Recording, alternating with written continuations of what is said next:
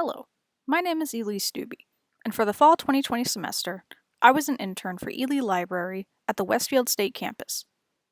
Here's a look at my overall experience as an intern this semester.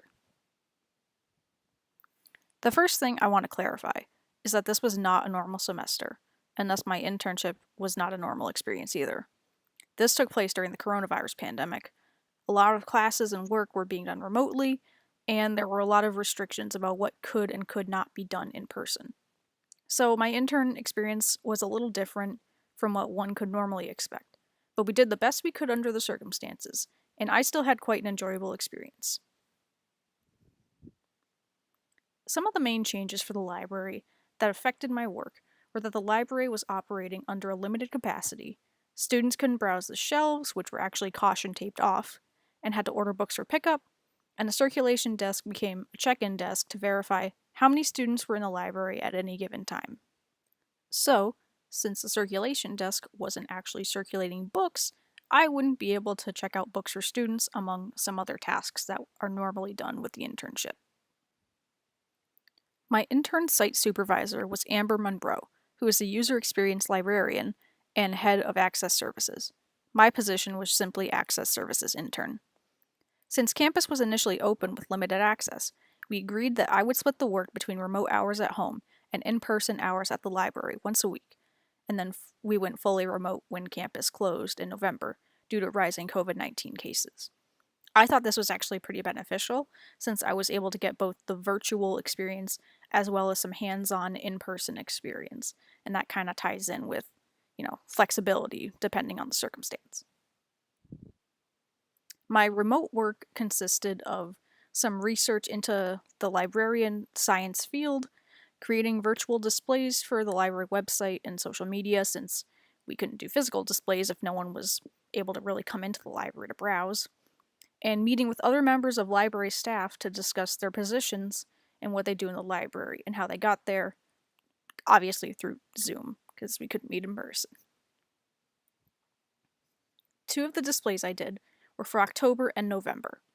For October, I did a spooky theme for Halloween, picking out both fiction and nonfiction titles that I felt were fitting for the season, including creepy or supernatural stories, urban legends, the psychology of superstition, and of course, the history of Halloween.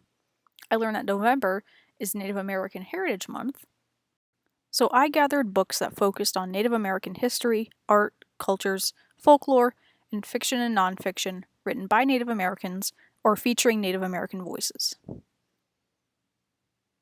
As far as in-person work, there was only so much I could do with the different restrictions in place and the library having to limit its services. So a lot of that work involved me hunting down missing, overdue, or misplaced materials to see if they actually had been returned or not, so we could update the catalog. The expectation is usually that these materials won't be found, and it's totally normal for librarians and interns to search for them and find nothing. But I am extremely pleased to say that I did succeed in finding a fair amount of books and DVDs on those lists. These ones that are pictured here aren't even all the ones that I found. So that was really one thing I was really happy about, and I was proud that I was able to find that many. So because I was only going to campus once a week before we went fully remote, and I couldn't physically shadow any other library staff members, we got creative in the learning of the internship. Amber and I met each week, mostly over Zoom when I couldn't go in person, to discuss projects, ideas, more information about the field, and any questions I had. Amber also organized Zoom meetings with other library staff members so I could talk to them and learn about their jobs within the library and all that stuff. And she sent me plenty of links and articles to read so I could learn more about library science and the whole field. One thing overall that really stood out to me as I spoke to different staff members and learned more about the field was that it was more open than I initially thought. I had done surface level research into library science before, and one of the first things you'll see is that you need a master's degree to become a librarian. And that's a daunting prospect when you don't know if you even want to go to grad school or how you would even pay for it. But Amber told me early on, as well as nearly everyone else I spoke to, that there is so much more that you can do in a library without being a librarian or even getting a master's degree.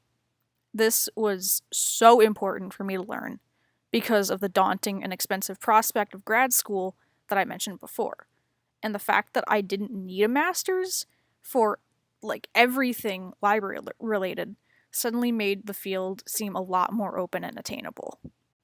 I spoke to a wide range of people in an assortment of different library positions, and the fact that there are so many options really is reassuring. There's tech services, reference, instruction, interlibrary loan coordinators, and library technical assistants. And some of that is just for academic libraries. There's other positions and other work to do in public libraries and specialized libraries. There's a whole world out there that I really didn't even know about before I came into this. And for something like a library assistant, they essentially do a lot of the same work as regular librarians. They just without the title and extra pay, and they don't need a master's for it. That was something that was really, really nice for me to know and to learn, and it took a bit of pressure off my shoulders. Overall, even with all the pandemic craziness this semester, I found this to be a really awesome, helpful experience. Again, what I went through and is not the standard to expect for this internship. A lot of elements were cut due to restrictions, and we did the best we could under the circumstances. From the start, I was more than willing to be flexible and help make Amber's job a little easier because I knew this wasn't easy on anyone. So we did what we could, and I thought it worked out pretty well, despite everything. I really enjoyed being an intern for the library. Everyone I spoke to was super nice and really helpful and informative. Amber was a pleasure to work with, and I learned a lot about library work and what you can do and where you can go with a library career. I would definitely recommend this for anyone who might be curious about library science.